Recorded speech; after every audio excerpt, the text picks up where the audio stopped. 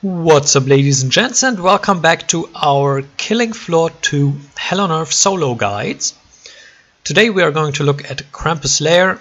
I know we are a little bit late with this map. As per usual, Hell on Earth short. And let's go. We will spawn as Firebug, I think. Maybe not. Or maybe a SWAT.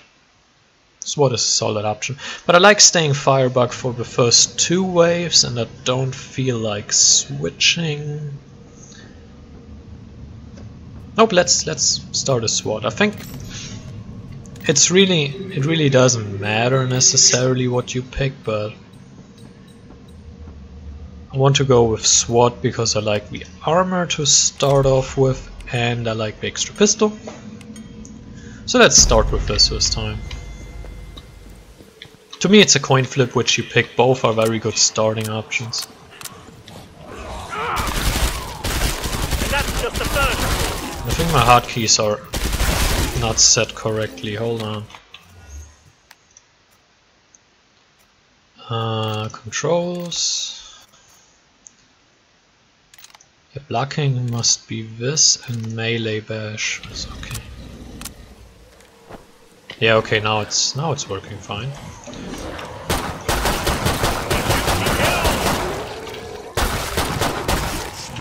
Obviously, in true KF2 tradition, the hotkeys have been changed after the recent updates. I don't know if there's any recent updates, but then again, I haven't played in a dang long time, so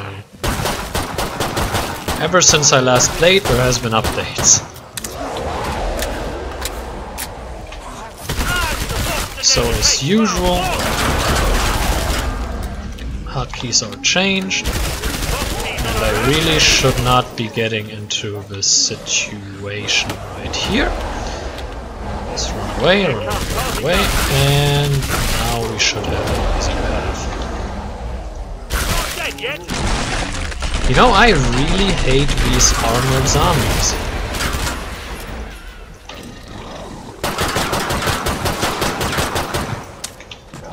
I mean, why? Stop it. I guess I just shoot into your legs, but that's not really... It's so counterintuitive. So very counterintuitive, but I guess we had to make it harder somehow, but, you know. Oh well. So what we're going to pick it now is actually quite simple. We are running Zerka. And the reason is not the area up here, the reason is the area that we will be moving into. But more about that in a second. Right now, just know I will be running Zerka as the easiest way of beating this map now. The easiest way of beating this area, I would say, is actually staying Firebug or going into Firebug. And holding out in this area, right here. It's quite simple because enemies will come all from the front. And if you do get overrun, you just jump down here. So that is by far the easiest way, but we are not only here to beat this part of the map, but again, more on that later. I will stay here regardless for now. Yeah, now my controls are correct. I find that so confusing because I don't quite remember my controls if I've been absent for a while. It's just when I actually start playing that I remember, oh, this key used to do something different. That's kind of when you actually remember what you were originally doing. It's fine though. Now you might ask yourself, do I actually like this map? Did I play this map before? Because, as you may know, I have not played this game in a very long time. Or maybe not very long time, but quite a few months actually. 2 months, 3 months, something around that timeline.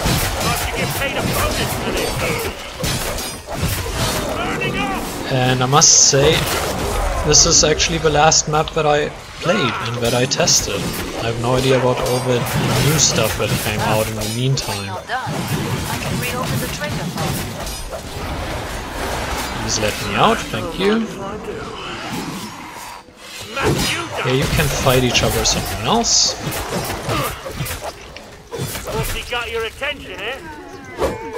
But yes, I have played this map. Obviously I play every map before I create a guide for it. And this is one of the few maps where I would say it is reasonable to say that it's easier with other people. Unless you hate living, get some armor. But honestly, the only reason for it is there's no true camping spot down here. I mean, there are some spots that work. You could, for example, stand here and everything comes from the front, but you can't flee. If it goes wrong, it goes wrong. Another spot that I like is either back here, but you need to watch out for the doors. Or you can stay up. No, I don't think. No, you can't. Take it back. Where's that spot that I've been doing earlier? Over here. Over here is the spot that I've been doing earlier. And this one works. I've done this one with support. But I would be out of my freaking mind if I said that is easier than doing it this way. It just isn't. Hey! Stop hitting me. It is one of those maps where I just have a bad feeling recommending anything else. As you might know, I usually try to avoid recommending Berserker if it is reasonable. I mean, we are still looking for the easiest way. And in some cases, Berserker is just so far ahead of everything else you can do. It's not even funny.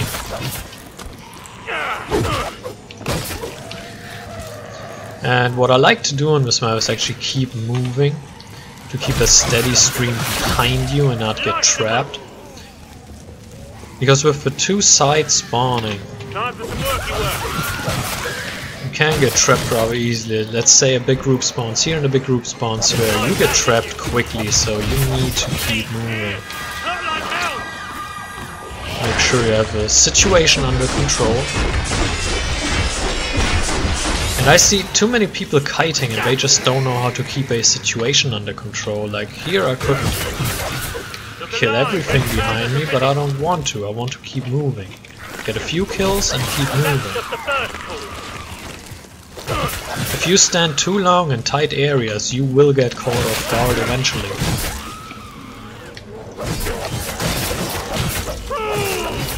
And I know people are impatient, but at some point kiting becomes about patience, about pacing,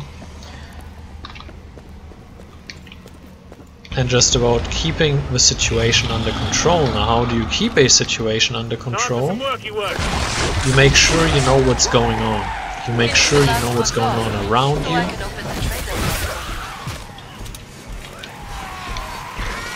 You make sure you take engagements in the spots where you want them.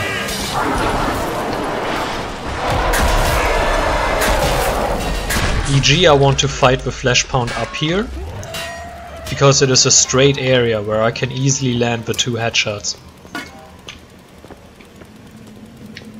And that was why I just backpedaled. I backpedaled to an area where I wanted to take the fight, and that is a very important thing about kiting.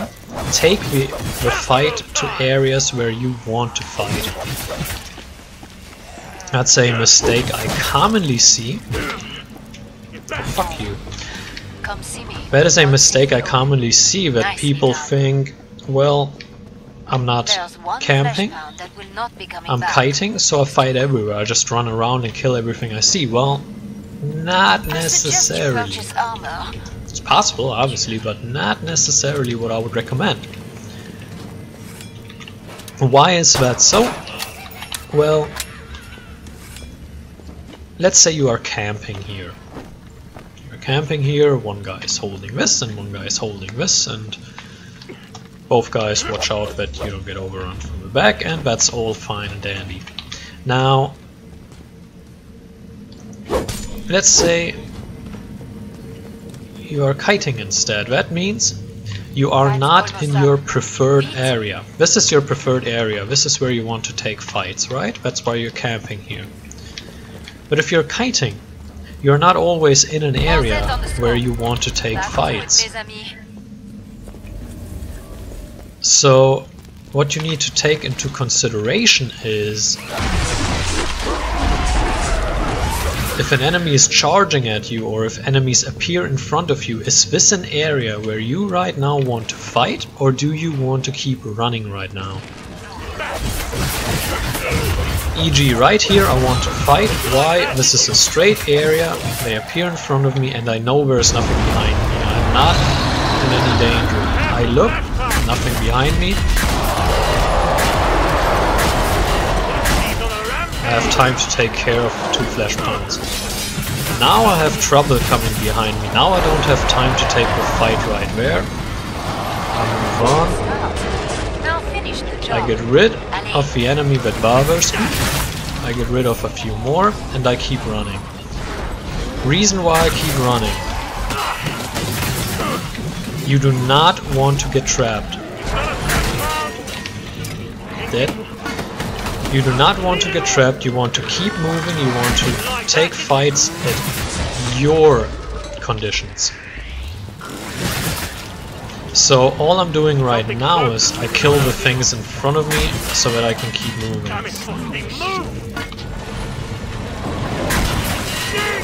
Obviously you still need to be careful with this because at some point you might have things appear in front of you that you do not like, and you might have things behind you that you do not like, and then you are in a bit of trouble.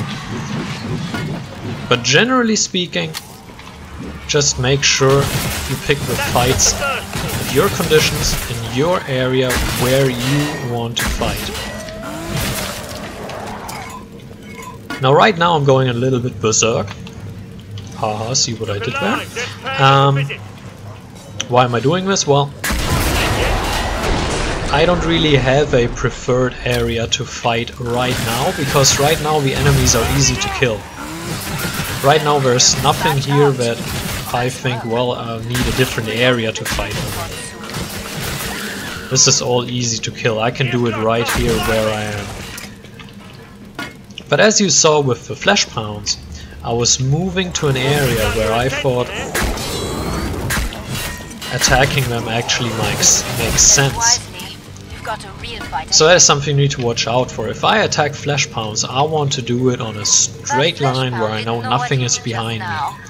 Like here, I could look, nothing behind me, I can take the shots, move back, take the shots, and then I can see, oh, there's danger coming, still a flesh pound, but I then move this way. I want to move, I want to get rid of the things that can distract me, and then I want to take care of the next flesh pound.